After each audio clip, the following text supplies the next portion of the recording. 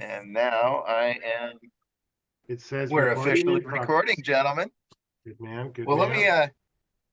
let me kick this off and turn it over to the main event. Hey guys, welcome everybody to this call. Great to see a number of our officials on here. And I did have a number of officials also very appreciative that we're filming this so we can carry on this documentation for a while.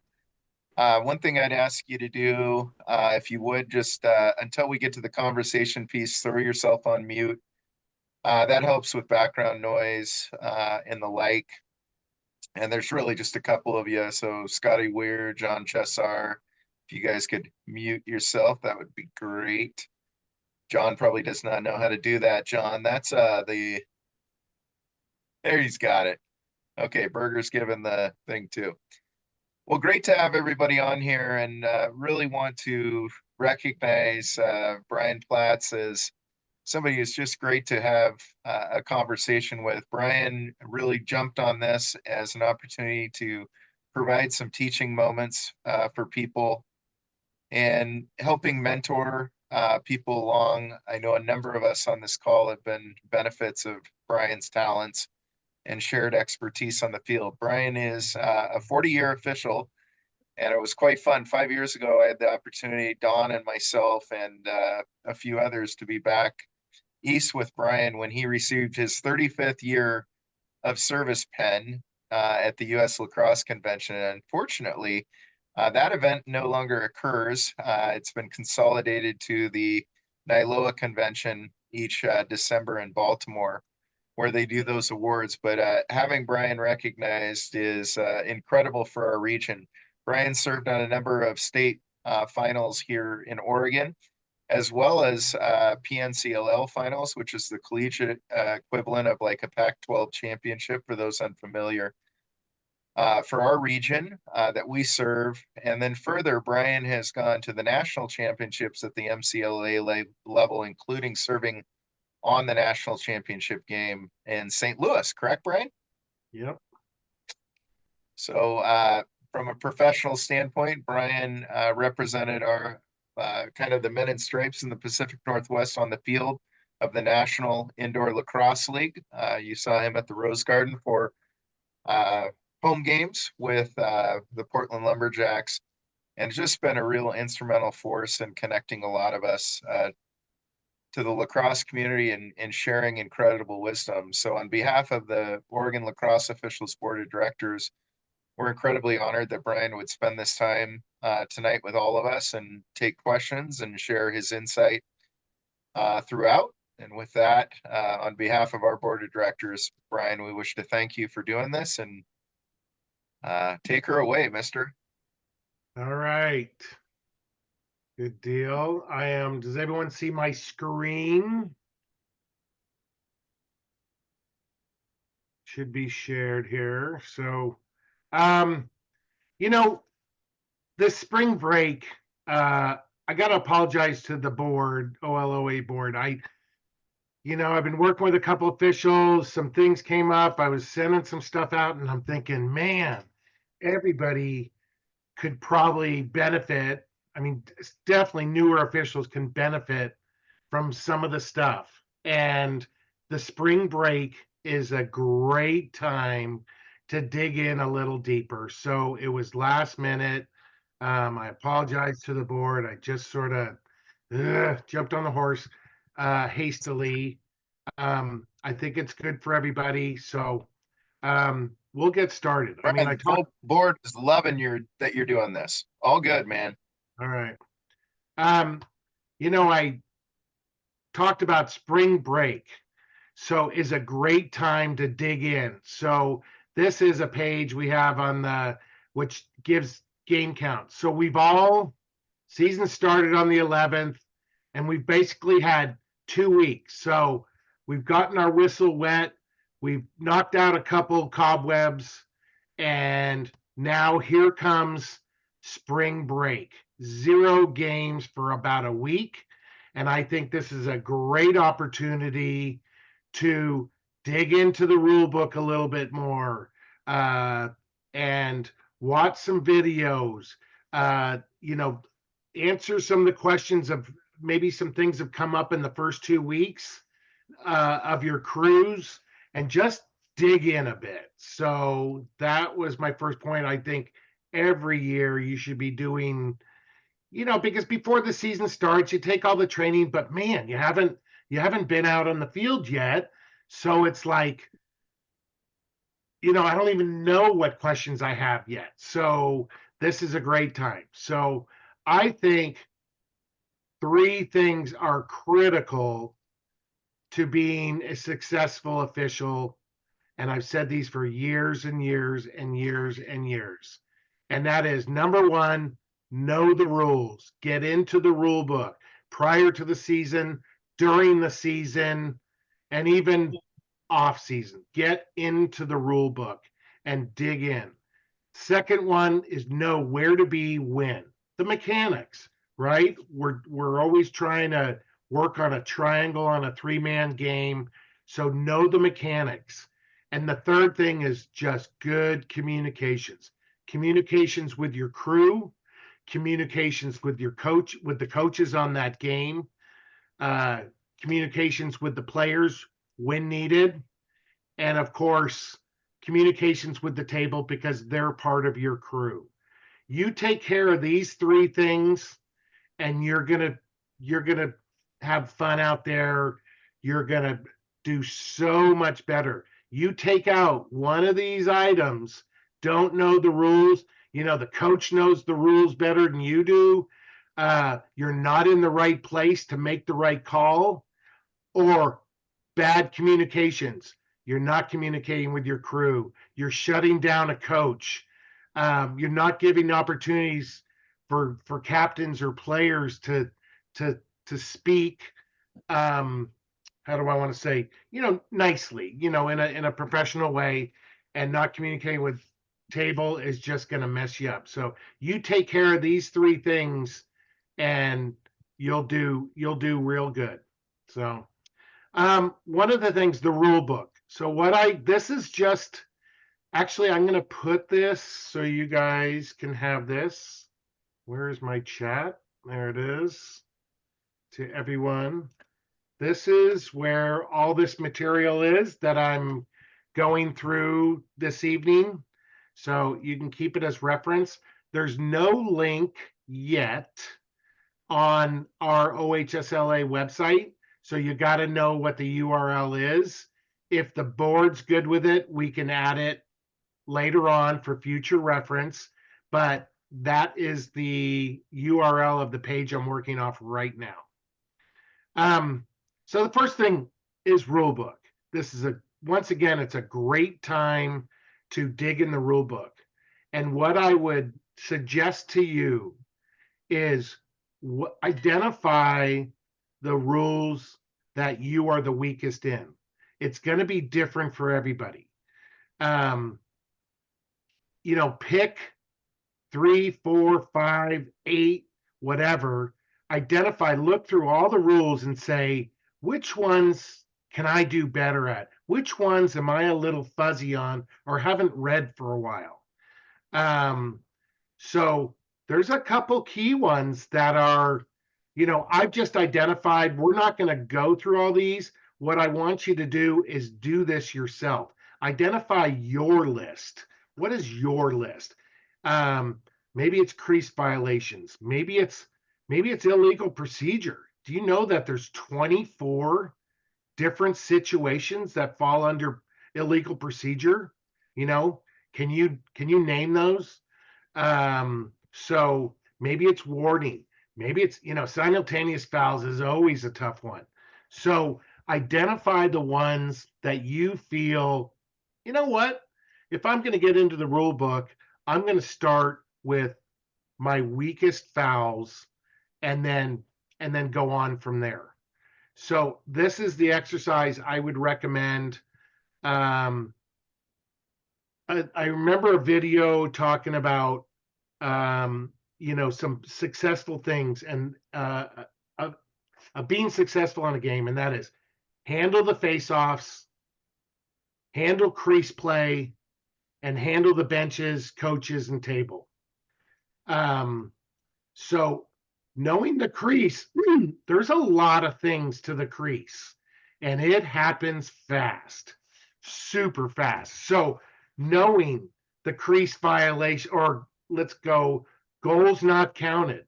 There's 15 situations, A through O, that goals are not counted. Review those. It'll probably take you 3 minutes to go through A through O of goals not counted. Here's a section reference, rule and section reference. Goal crease privileges. This is 4 pages. And what can happen in the crease and what can't happen in the crease. So these are great things to pick up, review in your rule book, get into that rule book. Maybe in technicals, crease violations.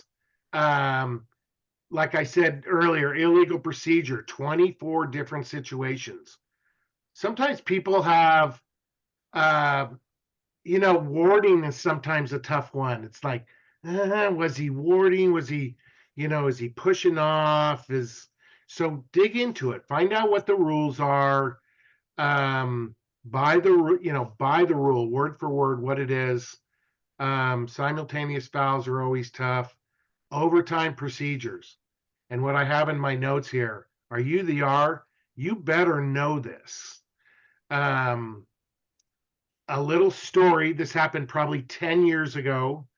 An official was on a game here in Salem, and his mentor, who was an official and at the time was an assistant coach, but the official, who was the R, totally trusted him. He trained him. He went through all his training with him. And so it came to overtime, and the official was not sure of the overtime procedures. So he went to his mentor, who is now an assistant coach, and said, hey, can I confirm some of the OT procedures? Well, that assistant coach went off on him and just tore him a new one. Unfortunately, it shouldn't have happened, but it did. But I don't want you guys to get into those predicaments. So being ahead of the game and know, in this case, what OT procedures are. In that particular situation, that official sort of had a setback, and he sort of got scarred. He moved, he got a new job in another state, and he's doing great, and he's officiating down there. But he had called me and said, I really don't want to be the R for a while. He got scarred, man. So I guess my point is, know it ahead of time, know what to do. And we're going to go through this. This is on one of the slides because there was a couple items sent in, and this is one of them, and we're actually going to go through that. Stacking penalties. Are you the R? You better know this one too. This is an intense situation, granted very infrequent. This is when a single team has more than 3 players serving. They have a fourth, or hopefully not a fifth, but they have more than 3. It's referred to as stacking, and the R better know this so that when it does happen, that bing, bang, boom, you're dialing it in, you're getting your other official to do it. There's a lot to do. You got to talk to the table, make sure they're on board with how this is going to work. You got to talk to both coaches, make sure they're aware. You got to make sure your crew is aware. So get to know that. And later on, I'm going to give you a PDF. Russell Dean years ago put together great PowerPoint slides, and I have a link to that on that webpage that I gave you. Hand signals, better know them. This is a great time to do things. So this exercise here, I want you guys to do it, not necessarily these that I've listed here. These are ones that I go back on and just review and just make sure I know. So that's the rule book exercise. I strongly encourage you guys to go and do it. So recommended videos. There is very little videos that I'm aware about that are high school specific training videos. However, our college, every year, there's 5, 6, 8 different presentations. They're anywhere from 20 minutes to 40-minute presentations specifically on various topics. I've gone through this. This is a PDF. I've selected a handful of these. So note, these are all presentations in previous college clinics. The ones I've listed below apply to college and high school lacrosse. So yes, there are 2 different rule books, but the rules are super close. There's not that many differences. So I believe that some of these videos would be great for you to watch. This one in particular, we can't do this alone. PJ Coella is probably the best presenter of all these guys. I love his videos. But this video I consider to be the best one that's ever been done, in my opinion, for lacrosse officials. And I listen to it a couple times a season. So I have probably, I don't know, I've probably listened to that, I would guess over the years, probably 20 to 30 times. And you might be saying, oh, BS, Platz, but I have. And I watch it or listen to it, watching it for the first time. But after that, all you have to do is listen to it. So I actually have it on my phone to where I can play it through my car stereo as well if I'm driving. And it's just a great presentation, and I would strongly encourage you listen to that one. Here's some other ones: being a professional, high hits, face-offs, and crease play. So I've made some notes on some of these. Some of these do have some college rule references. So disregard those portions. We're reffing high school lacrosse here in Oregon. But I would hate to not give you this because there's some real good information in here. The 10-man ride. You guys all know about offsides. Offsides stage 2 or on steroids. There's a term called, for newer officials, there's a term called the 10-man ride. And it's sort of opposite to the offsides that we're used to. The offsides we're used to is a 7th player coming over. Offense is moving this direction, and 6 players come over, and then all of a sudden a 7th one comes over. That is offsides. Well, this 10-man ride, and it's presented by Doug Donovan, another great presenter, is on the defense, it's the opposite. So the goalie on the defense, the ball's coming this way, but the defense, the goalie picks up a man, and now potentially one of the long poles might go over to where they only have a goalie and 2 long poles, which is also offsides, but it's sort of the opposite of the offsides we're used to calling. So 10-man ride. Restarts. Another good presentation. Here's one: thoughts as a trail and coaches' communications.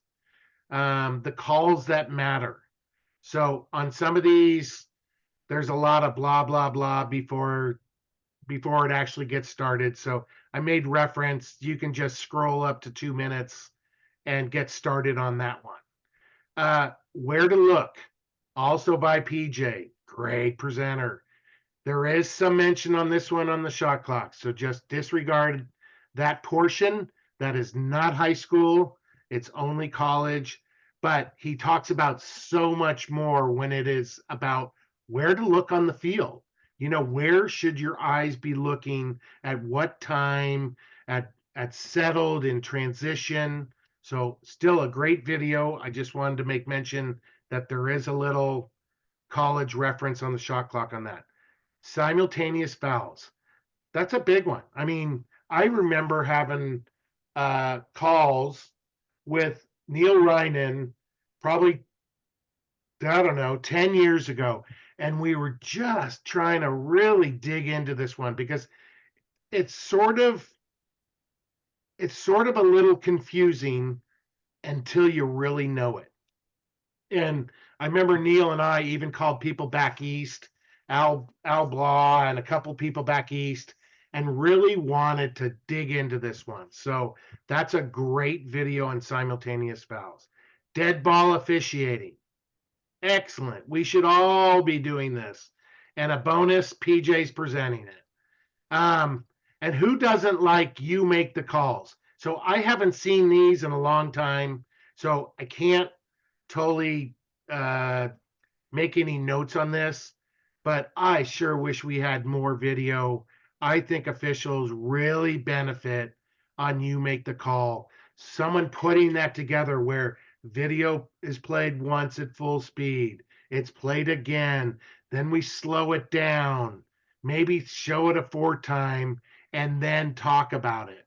And we don't get the luxury of seeing plays in slow motion. We don't get the luxury of seeing plays over a second time.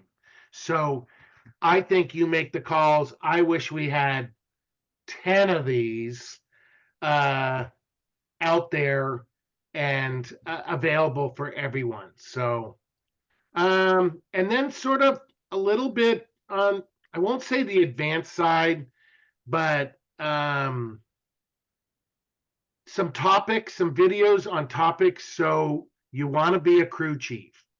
So if you've sort of got 1 or 2 years in and your signers are, starting to up your games, you sort of start out with JV games, you get your feet underneath you, and then you get on varsity games, and then you get on more competitive varsity games. And then if you're doing well, let's try you as the R if you're interested, the crew chief. And we're all equal out on the field when it comes to calls, but there are certain responsibilities of the crew chief, the R, and assigners take that seriously. I know when I was assigning years ago, that's the first thing I would want to do. I'd look at the schedule, and the first thing I want to do is assign my R. Who do I want as the crew chief? And I'd do that first, just for all the games in my area. And then I'd come back around and say, okay, who do I want to put on that crew? How is that game going to play out? Close game, tough game? Have we had problems with them? And then start assigning the umpire and the field judge. But so that's a video on So You Want to Be a Crew Chief. And here's another one from Kevin O'Leary, becoming an R. And then even lastly, for maybe more veteran officials, training your replacement. What are some of the things that you can do as a mentor about helping younger officials get better? So this page is out there. We're not going to watch the videos. I just wanted to throw something out there, give you a list. If you watch 2, it would be better than 0. So would love you to watch all the ones you're interested in. They're all good videos. There's more, but I'm not going to put out a video on the new NCAA rules for 2024 or a whole video on the shot clock. I'm not trying to confuse things. It's just that we don't have the videos for high school like we do for college. So I would strongly take advantage of that. Okay, when I first sent out the announcement for this, I said, hey, if you want some things to talk about If you, in your first 2 weeks, you've got a couple questions and you want to talk about them, send them to me. So I got 4. These are them word for word. I didn't put any names after them. I don't want to point light, bring light to who's asking. It'll help everyone. So I've put together, in fact, I'm going to do this from the, well, you know what? I'll just do it from the PDF. I made up a PowerPoint. Whoops, we're going to go to slide 1. So the first question, I'd like to get clarification on how to assess whether an offensive player leading with their elbow, shoulder, face, or top of their helmet is either, playing hard, balling hard, warding, spearing, or illegal body check. So first, let's look at a couple rules. One is warding. So from the rule book, a player in possession of the ball may not use the player's free hand, the hand that's off the stick, or the arm of their hand not on the cross to hold, push, control the direction of the movement of the cross or body of the opponent. Secondly, a player with possession of the ball may hold, push, or control the direction, movement of the cross or body, but not the head or neck of an opponent if both hands are on the cross. So that's what you should really be looking at first is are they in that position? Do they have both hands on the cross? And then I put in some situations here because actually this one, we're talking about a couple things, and I have a second slide on this, especially with the spearing. So that goes beyond warding. So situation, B1 swings at A1's cross. A1 pulls the cross back with one hand, and then with the other hand, with the other arm, absorbs a blow by B1. A1 continues around B. Holding off B1's cross without moving or protecting the arm. It's stationary. It's just out there. And then number 2, moving or protecting, pushing off, or doing something with that free arm. So in the first case, with his arm just out there, that's a legal play. But if he's moving that free hand, directing someone's stick, directing someone's body, then it's a technical foul. It's a ward.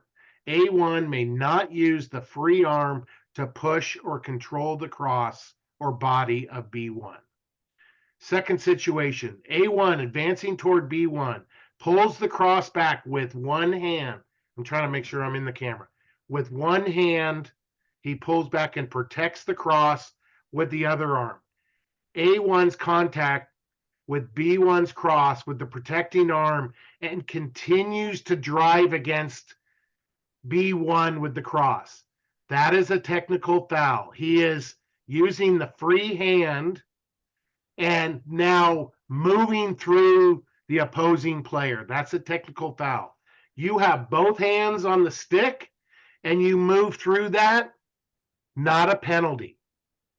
So let's take it up one more notch because you can have spearing and you can also have unnecessary roughness.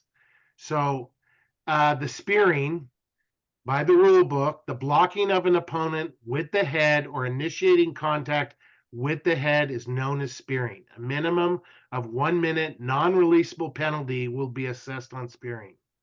Some might think, wow, you're going to give the offensive guy, the guy with the ball, a 1 minute non-releasable?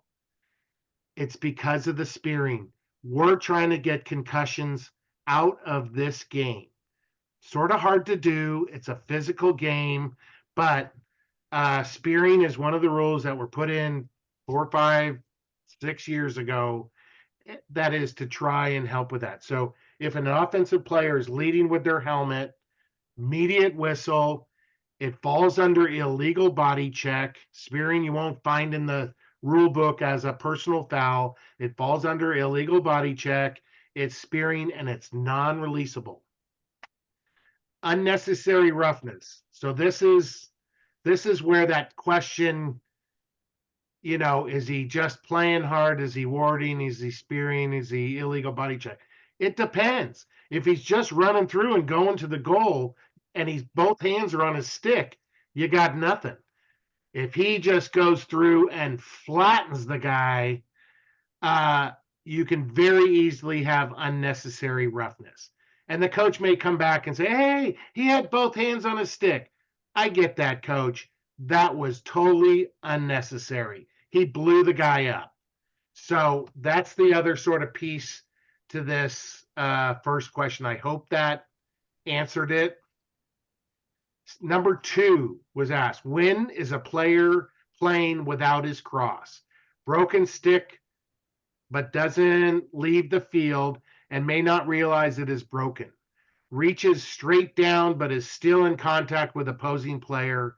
Stands up to avoid being in play, but still is. Okay, the rule book, falls under illegal actions with the cross. A player shall not participate in play without a cross until the player regains a cross. Exiting the field with a broken cross or a no cross is legal if the player does not participate in the play retrieving the legal cross.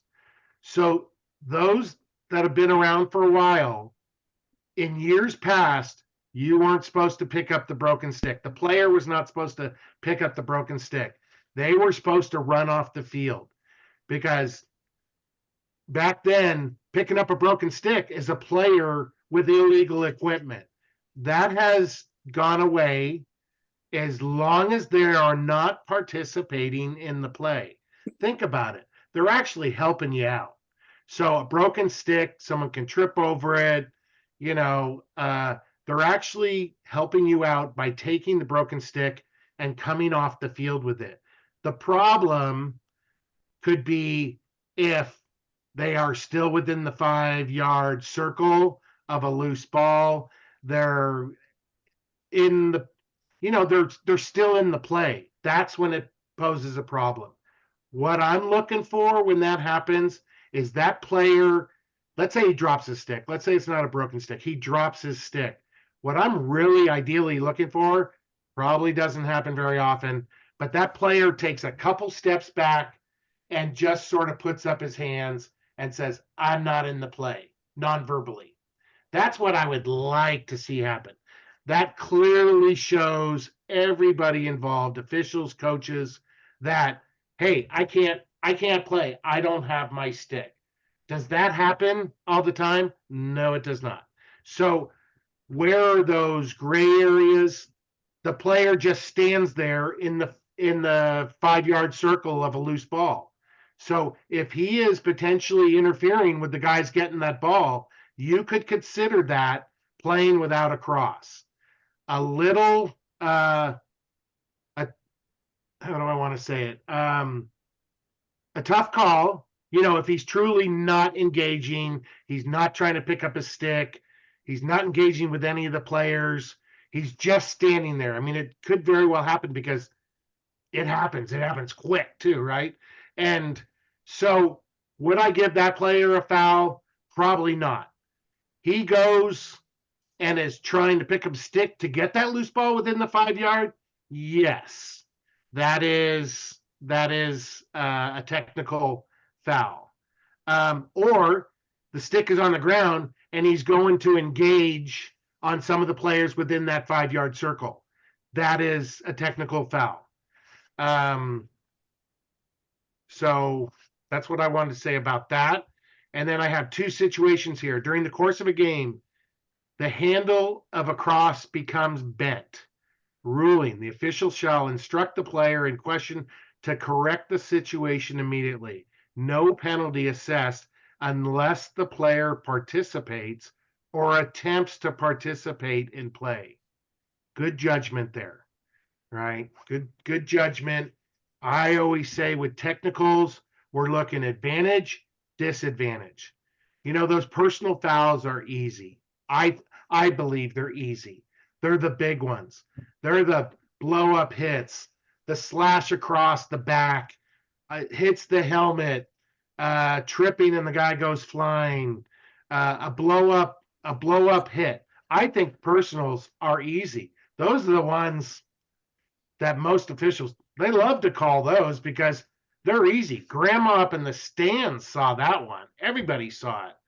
I think the more difficult calls to make are those subjective technicals.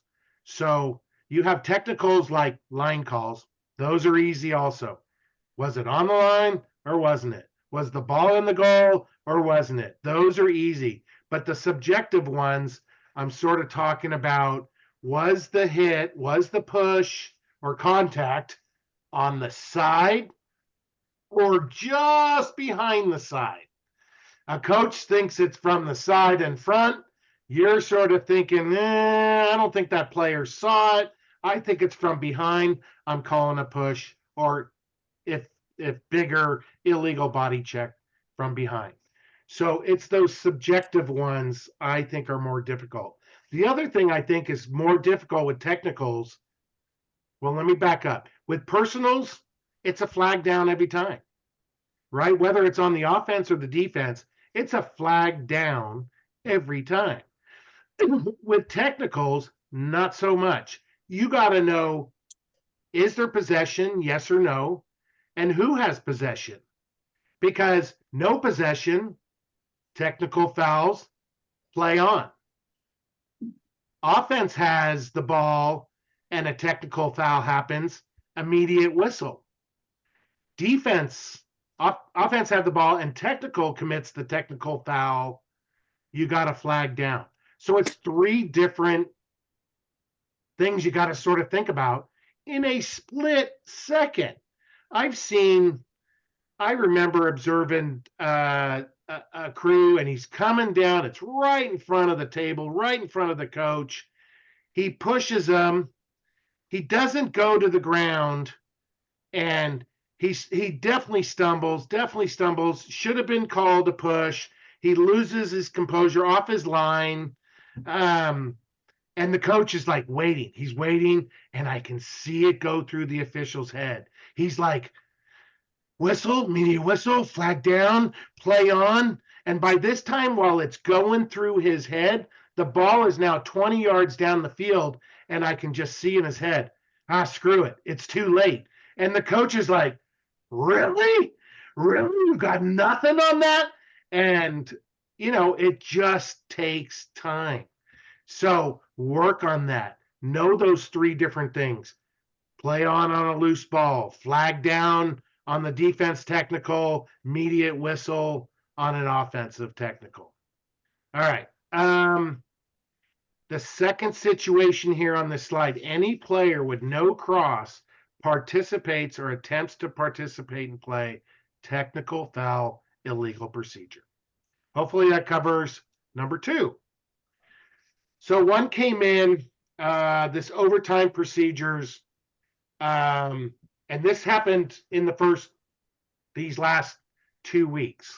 So an official came to me, or mentioned to me that they had an overtime game. They were not the R. Another official was the R, and he was just going to sort of see how it played out, right? He knew what to do in overtime, but he wanted to see if the crew chief for that game was going to sort of, do everything correctly. And so there was a timeout, right? If you're coming into overtime, most likely someone's going to take a timeout in the last 1, 2, 3 minutes. Pretty common, right? Come up with your last play. Let's win this game.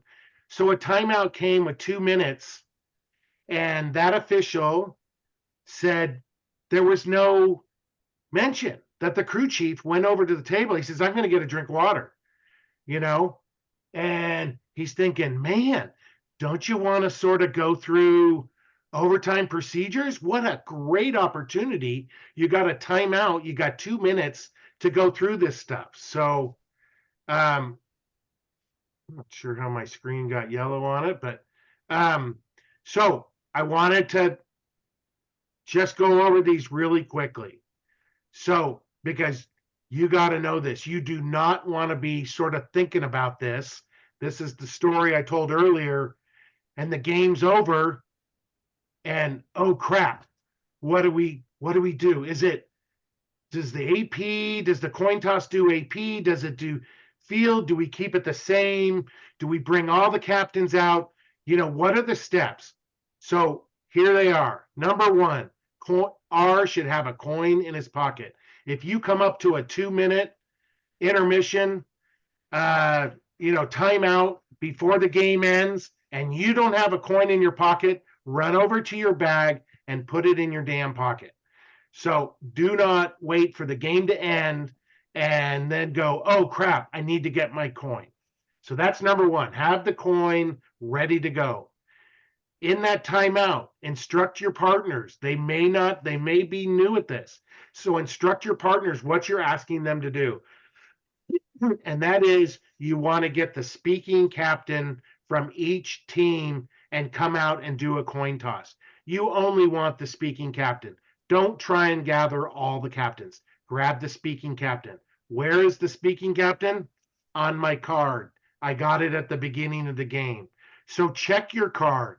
Have the player's number in your head. I'll take the home team captain. You take the visiting team captain. Know who you're going to get. This is still, remember, a timeout, 2 minutes before. So get the player's number. Where is he on the field? Is he the goalie? Is he a midi? Is he in attack? So that when it happens, boom, you're going to get that speaking captain. You're going to meet your crew chief back at center X, and you're going to do a coin toss. The coin toss chooses which side of the field they would like to defend. AP stays the same from the conclusion of the game. 4-minute stop time periods. 1 timeout per team per overtime period. Upon the conclusion of the coin toss, that's sort of when your 2 minutes start. So the rest of the team might get 3 minutes or something. So, but your 2-minute sort of starts when you're done with those speaking captains. You've concluded the coin toss. You've instructed them what the rules are, how many timeouts they get, what side of the field they're going to defend, blah, blah, blah. It starts off with a face-off unless there was uneven situation at the conclusion of the game. And then subsequent overtime periods, the teams only switch goals. There's no additional coin tosses. They just switch goals, and you have another 4-minute period. So hey, Brian, I got a quick question on that. You just said something. If let's say there's somebody serving a penalty at the end of the game, and the team doesn't do a Hail Mary, they hold possession. There still is a face-off. It's not like the end of a quarter. No, negative. It's no face-off. Anytime, any period, beginning of a period, including overtime, if there's an uneven situation, not so much guys in the box, because one on each team, you would have a face-off. It's right. The uneven situation that we're talking about. Right. So, and the other thing that you noted correctly is at the end of the period, it ended with possession. The ball wasn't on the ground. It ended with possession. So in that case, that overtime period would start in the same relative position. So because the coin toss will determine the side they defend, they may be defending the same side they were in the fourth. They may not. So if it's reversed, it's a relative position. And yeah, that same penalty time carries over into overtime. Thanks. Does that answer? Yep. Okay. Okay, number 4, question asked was in and out of the crease. Ball can go in and out, but player with possession can't. Man, how do I get rid of these? Do you guys see these yellow lines? Scott Weir, you need to erase those. You're the one who put them on there with your thumb. Oh, Scott, really? I'm sorry. Hit the undo on your screen, and that What should do go you away. just, are you doodling, man? Come on. My bad. All right, I wasn't sure if I did that or what, so we'll keep going. So from the rule book, under goal crease prohibitions, defensive players, including the goalkeeper, with possession of the ball may not enter the goal crease area with possession of the ball. So he gains possession outside, he cannot go into the crease. Secondly, the goalkeeper or defensive player gaining possession of the ball within the goal crease area may not remain in the goal crease area longer than 4 seconds. Okay, some situations. Defensive player B1 makes a save. The ball accidentally drops out of B1's cross and lands in the crease, whereupon B1 picks up the ball again. Ruling. That player gets a second set of 4-second count if you feel it was sort of accidentally happened. So wanted to state that. B1 in the crease makes a save. After 3 seconds, B1's getting panicked. He deliberately flips the ball into the air and catches it again while still in the crease. Okay, not good. The ruling, the original 4-second count is on. It still continues. And the third one, B1 in the crease makes a save. After leaving the crease, B1 deliberately rolls or tosses the ball back into the crease, hoping to get an additional 4-second count. Also, no good. Technical foul. Ball is awarded to Team A outside of the box. Hopefully that addressed that question. And Brian? speak up if not. Okay, go ahead. Brian. Yeah, so let's say the goalie has the ball, he throws it out to a defender.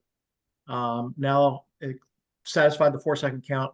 Can the defender throw the ball back to the goalie in the crease? So he can, and that can happen multiple times. The ball can go in and out, but the players may not, in possession, enter the crease area. Right. So the ball can go back and forth any number of times, right? Correct. What's going on while this is happening, though? Let me ask you that. What is something that's going on? I don't know. There must be some pressure, some defensive pressure. You got your 20-second timer on. Sure. Okay. You got your 20-second timer on. So that does not stop that. So they can play catch for 19 and a half seconds if they want. At 20 seconds, they need to be over that half line. And a good key there, Dave, also is remember that it can't be run into the goal. It has to be passed into the goal. Passed. Right. And a 4-second count starts if the goalkeeper has it in the crease. There's a new 4-second until he throws it out, and they figure out how they're going to clear it. Yep. You know, that crease area is a protective area. I mean, some teams like that protective area. We're going to go through a couple things of, you know, what you can do with the goalie and the goalie cross and stuff in a second here. So, you know, they also take a risk that they could throw it into the goal, throwing it to their keeper too. So they take a little bit of a risk, but you wouldn't be able to throw it to the keeper. He's outside of the crease and then he runs in to get that protection. That would be illegal.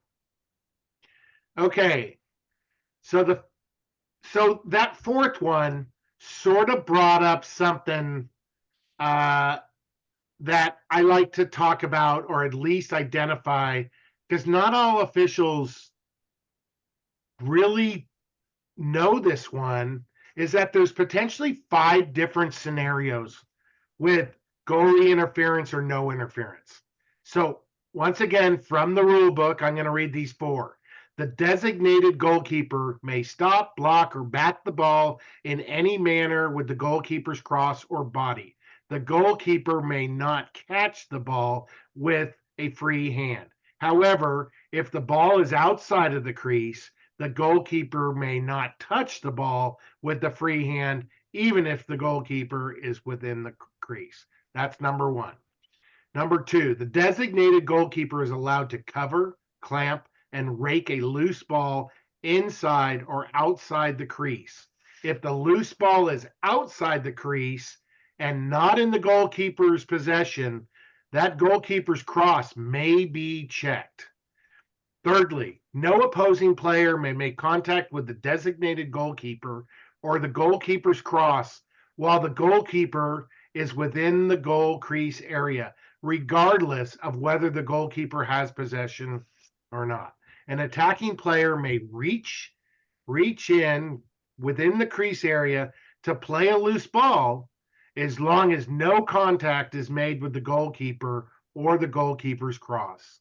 And lastly, when the designated goalkeeper is in the crease area, any portion of the goalkeeper's cross extended outside the cylinder, that cylinder of the crease area, but not the goalkeeper's body. So he's got maybe one toe in the crease, but his stick, where's the camera? But his stick is outside. It is subject to being checked under the same circumstances as the cross of any player, with exception when the ball is in the goalkeeper's cross. He has possession, you can't do that, right? One toe in the crease, just one toe, and he's got his stick just extended out, but he's got the ball in it. You can't touch the keeper, you can't touch the goalkeeper's cross, even though that stick is entirely outside of the cylinder. Okay, which brings me to this little grid. I used to have this, I could not find it. I used to have a better, this 5 situations in a better format. I see Scott's still got my yellow lines here, but I cannot figure out, I'm sorry, I cannot figure out how to get that off there. no worries. Your crayons, your yellow crayons. So here are the situations. Brian, why Yes. don't you stop screen sharing real quick and then start screen sharing again, and let's see if it resets. Okie dokie. Stop screen sharing. And screen share, it is that guy. Bingo. Thank you. Thank you, Tom. These are the 5 scenarios I refer to, and it is important you know these. So goalie's in the crease, the goalie's stick is in the crease, the ball is in the crease, and the goalie has possession. You cannot touch, in red, you can't touch the goalie, you can't touch the goalie's stick, and obviously you're not going to touch the ball that's in his stick when he has possession. If that happens, what's the call? It's play on. Play on. When does the play on end? This is where people sometimes get a little fuzzy of when the play on ends. So in this particular case, when he had possession, the play on ends with either the goalie taking off, running out of the crease with the ball, and he's going to now make a play. That play on is over. Or a successful outlet pass. He tosses it to his midi coming across, and we're going to make a fast break. So he got interfered with. However, he wishes to take advantage of it and try and make a fast break out of it. So he's going to throw an outlet pass. If neither of those things happen, blow the whistle, interference, goalie interference, and in that case, it is a free clear. That's where the ball restarts. That's situation 1. Situation 2, goalie's in the crease, goalie's stick is in the crease. However, and the ball is in the crease. However, The ball is loose. In red, they can't touch the keeper. They can't touch the goalie's stick. His stick is inside the cylinder, but they can touch the ball as long as they don't interfere with the goalie's stick or body. So if they do interfere with the goalie's stick or body, what's the call? Once again, play on. When does that play on end? When he gains possession. All right. It is not a free clear. He gains possession. The play on is over. Let's say he just stops.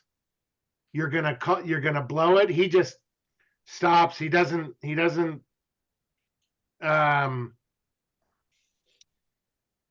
that what I want to say? I think so. So you'll have a play on situation, interference with the keeper.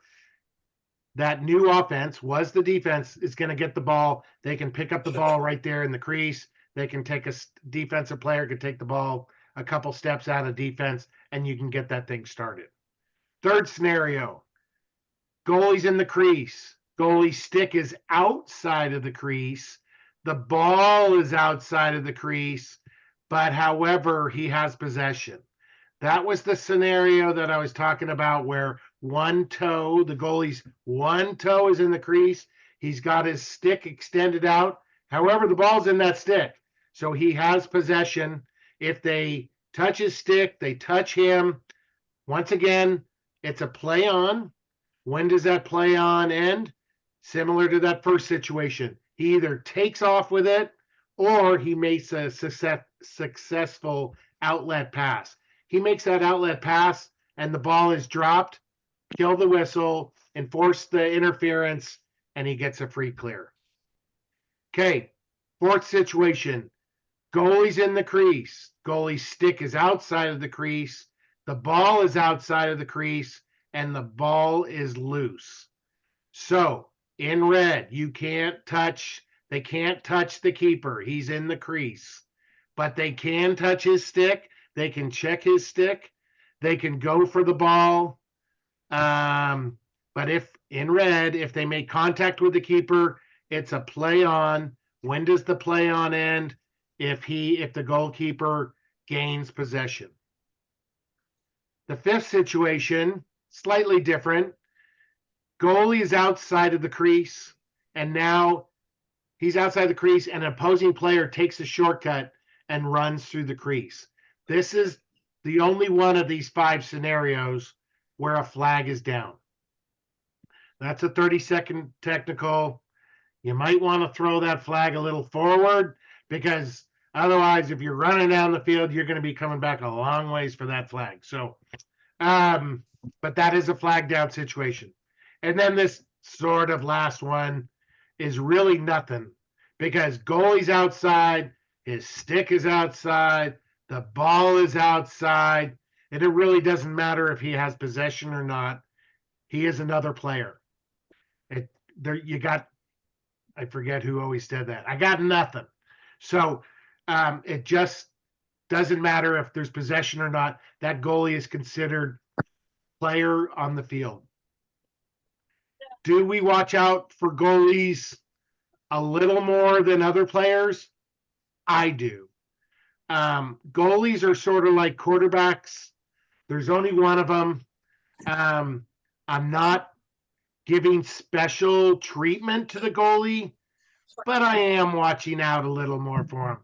You know, in football, everybody wants to take out the quarterback. Every guy would love to cremate the quarterback and take him out of the play. Sometimes you see that in lacrosse. Guys would love to take out the opposing goalie. So I do watch out a little bit more for goalies. Don't give them special treatment, but I definitely err on the side of the goalkeeper. We gotta Okay. protect our flower. Yeah. All right. Oh. That's what that's all about. Those are the questions. Are there any more? I'd love to have these in advance where I can sort of prepare, but are there other things people have come across in the last week or two that you would love to let's talk about, discuss? Hey, I don't know if it hit the rest of the valley, but you and I had a game Friday night with David and we got the lightning. When I was coming home today from Lebanon, it was a huge lightning storm. It didn't, I don't know if it made it north, but just everybody's got to be thinking this is lightning time of year. Good point. So, Chris, what is the protocol for lightning? When you see lightning, the boys rule book says ground or sky to ground. Girls, which we're not, but there's just say if you see it. But anyhow, if you see the lightning, sky to ground, or hear the thunder, play suspended. We get everybody off the field, and it's a 30-minute clock before we can start again. Every time that we see lightning or hear thunder, that 30-minute clock is reset. So, If the game is late and it's close, not a lot of time left, like ours was a blowout. I think there was a minute and something left. The coaches and one of the teams had to go, like we're in Albany, team had to go back to Roseburg. They called it at that point because it wasn't even close and drove home, but that's a coach's call. Otherwise, the league can figure out how to get it played. yeah. So it's 30 minutes from the last strike. And that's a great time to maybe, I often have my cell phone in my gear bag. You can either ask someone at the table to start a timer, but I'd sort of love to manage that myself so I know and I don't have to keep asking people, or maybe a timer on your watch. But it's 30 minutes. Every time you see a new strike, boom, you're resetting that. So good point, Chris. Thank you. Anything else? I got a couple more quick items, but would love to talk about anything else if anyone has questions. And thank you for submitting those. I mean, this is what it's about, just and I would encourage you, if you do have situations where it was like, man, that was a funny situation on our game, last Friday. I would strongly encourage you to talk to your mentor, talk to someone you trust, and call and talk about it. It's I love talking lacrosse, man. I'll take a phone call any day and say, "Hey, Brian, man, we had a funny situation. What would you have done?" Or what are some things to be thinking about there? So that's how you get better. The other thing is, if you have a couple situations where you were a little fuzzy on the ruling, go back that night, look it up in the rule book, study it from top to bottom, so that situation will never happen to you again for that particular one. You can sort of check that one off. That one is now in the vault. I had the situation. I'll have a memory of what happened. I read through the rule book once or twice on that. That will never happen again. There's probably going to be some other things, but then you go back to the rule book and you knock that one off the list later on. So, okay, if there's nothing else, I had Brian? 3. Yes.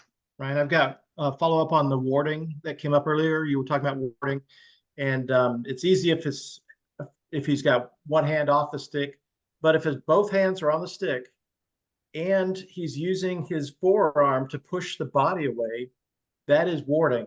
That's one of the Correct. situation C. So Correct. if you're pushing away, if your hands are on the stick and you're pushing away the stick, that's not warding.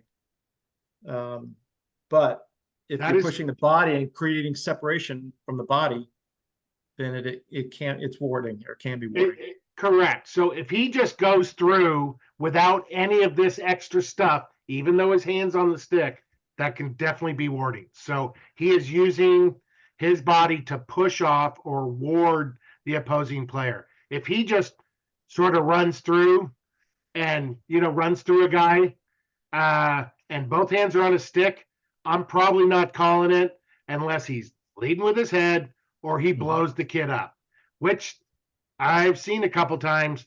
The big player, he's the brute out there, and here's this little middy trying to, defend, and the big bully just blows him up. So that is not cool, and I would definitely call that unnecessary roughness. So thanks for mentioning that. Yes. Once again, those subjective calls, Was his arm coming up? Did he make contact? On illegal screens, you got to sort of make contact. Just because you have your stick out doesn't necessarily mean you're throwing a flag for illegal screens. So, where was I going with that? Subjective calls, the coach probably going to see it slightly different. I thought he was totally stationary. Well, I thought he moved. I thought he stepped. He leaned into the guy on the illegal screen. The player made contact with his cross, and his cross was going outside of his shoulders. These are a little subjective, and those are definitely the tougher calls to make. So lastly, I wanted to talk about, this is another one. The R needs to know, I mentioned that earlier, the stacking penalties. So this is a great little PowerPoint Russell put together years ago. I have a PDF of it. Know what this is. And we're not going to go through it, but know how this works. And Russell did a great job. He just clearly explains how it works. So that is there. What's the other one? Hand signals. Pet peeve of mine. Hand signals. Know your hand signals. Practice in the mirror. Get a sheet like this. You can sort of cover up one side, maybe cover up the signal side with a piece of paper, and just go down quickly. Score, no score, face off, alternating possession. Just go through them really quick. Probably takes you 2-3 minutes. You can do that in the mirror. I'll bet you I could stump most of you with one of these calls. We did it at a veterans training in Salem, and I know I stumped a couple people. It's like, oh yeah, that's right. Know these. Know these. This is a great time to study these. We're about to start the big heavy part of the season. It starts next week, and it's going till the end. So know the hand signals. I tried to make a handy little sheet. And then something that was just recently posted, ours should also know this, the 5-quarter rules. So this was sent out on a email alert, I don't know, week, 2 weeks ago. So here's another reference to that. But we all want to be consistent on how we're doing that. So this is how that 5th quarter rules work. So that's basically what I have. Please watch this video. Please watch this video. A really great video. So my contact information is up here in the right-hand portion of the screen. If you did not copy the URL in the chat, please do. Let me ask this. Is anyone in need of a rule book? The dog ate it. It never arrived. Whatever. I don't care the reason. I have about 6-7 extra 2024 high school rule books on my desk. Does anyone need a rule book? I'm embarrassed to say yes, please. All right. That's okay. Kyle, I'm going to put one. I will use the address you have in the system. Anyone Brian, else? do as well. Thanks, Brian. Damon Hess. Gotcha. Thank you, Brian. You're very welcome. Thank you so much. Anyone else? You could have just said the dog ate it, or it fell into a puddle out in the backyard or something, but okay, nobody else? Ryan, Yes. hey, got a couple things. You were talking earlier about the rule book and getting into the rule book. One great way of getting into the rule book is having a rule book, especially preseason. And I don't know how many of you are aware, but your U.S. lacrosse membership ends like September 1 of each year. And you can get your U.S. lacrosse membership September 1. And so that means that when the rule books are ready, you will be the first in line to get your rule book. If you wait till February 15th, that means you've wasted all that time and you're going to get a rule book sometime in March, like Kyle.